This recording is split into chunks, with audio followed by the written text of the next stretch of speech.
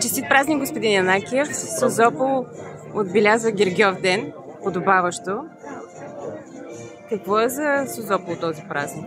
Аз мисля, че каквото е за народа на България като цяло, това е за хората в Созопол.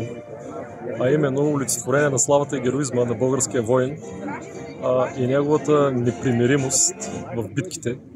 Не случайно ние нямаме пелено знаме, знаете. Верно е, че нашата история е изпълнена с трагизъм, но също така е верно, че имаме такива битки и такава слава на българското оръжие, които са дали, бих казал, даже фундаментален принос към развитието на Европа. И веднага ви препращам така доста назад във вековете, когато знаете, че пълчищата на шейх Маслама при обсадата на Константинопол са били спрени от хан Тервел.